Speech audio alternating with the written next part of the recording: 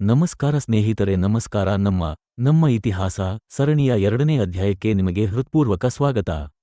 ಹಿಂದಿನ ಭಾಗದಲ್ಲಿ ನಾವು ಚಿತ್ರದುರ್ಗದ ಆರಂಭಿಕ ಇತಿಹಾಸ, ಇದರ ಹೆಸರು ಹೇಗೆ ಬಂದಿತು ಮತ್ತು ಪುರಾಣಗಳಲ್ಲಿ ಚಿತ್ರದುರ್ಗದ ಉಲ್ಲೇಖಗಳ ಬಗ್ಗೆ ತಿಳಿದುಕೊಂಡೆವು. ಇವತ್ತು ನಾವು ಕಾಲಯಂತ್ರದಲ್ಲಿ ಹಿಂದಕ್ಕೆ ಹೋಗಿ ನೋಡೋಣ. ನಾಯಕರ ಯುಗ, ಅಂದರೆ ಚಿತ್ರದುರ್ಗದ ನಿಜವಾದ ಕೀರ್ತಿಯ ಕಾಲ. ವಿಜಯನಗರ ಸಾಮ್ರಾಜ್ಯದ ಸಮಯದಲ್ಲಿ ಅನೇಕ ಸೇನಾ ನಾಯಕರು ವಿವಿಧ ಪ್ರದೇಶಗಳಲ್ಲಿ ಆಡಳಿತ ನಡೆಸುತ್ತಿದ್ದರು.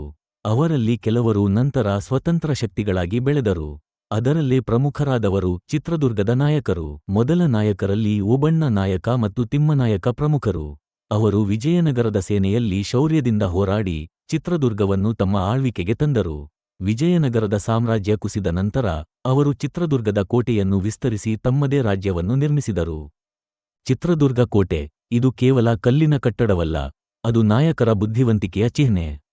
ಈ ಕೋಟೆ 7 ವಲಯಗಳಲ್ಲಿ ನಿರ್ಮಾಣವಾಗಿದೆ. ಪ್ರತಿಯೊಂದು ವಲಯಕ್ಕೂ ಬಾಗಿಲು, ಬಾವಿ ಮತ್ತು ಗುಪ್ತದಾರಿ ಇತ್ತು. ಒಟ್ಟು 19 ಬಾಗಿಲುಗಳು, 38 ಗುಪ್ತದಾರಿಗಳು ಮತ್ತು 200ಕ್ಕೂ ಹೆಚ್ಚು ಬಾವಿಗಳು ಇದ್ದವು ಎಂದು ಇತಿಹಾಸಕಾರರು ಹೇಳುತ್ತಾರೆ. ಅವರು ಕೋಟೆಯ ಒಳಗೆ ದೇವಾಲಯಗಳು, ಸೇನೆಯ ತರಬೇತಿ ಮೈದಾನಗಳು, ಧಾನ್ಯ ಸಂಗ್ರಹಾಲಯಗಳು ಮತ್ತು ಜನರ ವಸತಿ ಪ್ರದೇಶಗಳನ್ನು ನಿರ್ಮಿಸಿದರು. ಈ ಕೋಟೆ ಇಂದಿಗೂ ಯುದ್ಧತಂತ್ರದ ಮಾದರಿಯಾಗಿದೆ. ನಾಯಕರು ಕೇವಲ ಯೋಧರಲ್ಲ, ಜನರ ಹಿತದಾಯಕ ಆಡಳಿತಗಾರರು. ಅವರು ಕೃಷಿಗೆ ಪ್ರೋತ್ಸಾಹ ನೀಡಿದರು, ನೀರಿನ ತೊರೆಗಳು ಮತ್ತು ಕೆರೆಗಳನ್ನು ನಿರ್ಮಿಸಿದರು. ಕಲೆಗೆ, ಸಾಹಿತ್ಯಕ್ಕೆ, ಸಂಗೀತಕ್ಕೆ, ನೃತ್ಯಕ್ಕೆ, ಎಲ್ಲಕ್ಕೂ ಅರಮನೆಗಳಲ್ಲಿ ಸ್ಥಾನ ನೀಡಿದರು. ಆ ಕಾಲದಲ್ಲಿ ಚಿತ್ರದುರ್ಗ ಒಂದು ಸಜೀವ ನಗರವಾಗಿತ್ತು. ಮಾರುಕಟ್ಟೆಗಳು, ಹಬ್ಬಗಳು, ದೇವರ ಜಾತ್ರೆಗಳು ಎಲ್ಲವೂ ಜನರ ಸಂಸ್ಕೃತಿಯ ಭಾಗವಾಗಿದ್ದವು. ಜನರು ನಾಯಕರನ್ನು ತಮ್ಮ ದೇವತೆಗಳಂತೆ ಗೌರವಿಸುತ್ತಿದ್ದರು. ಆದರೆ ಪ್ರತಿ ಶಕ್ತಿಯ ಹಿಂದೆಯೂ ಶತ್ರುಗಳು ಇರುತ್ತಾರೆ. ಹೀಗೆಯೇ ಚಿತ್ರದುರ್ಗ ನಾಯಕರಿಗೂ ಎದುರಾಳಿ ಶಕ್ತಿಗಳು ಹುಟ್ಟಿಕೊಂಡುವು.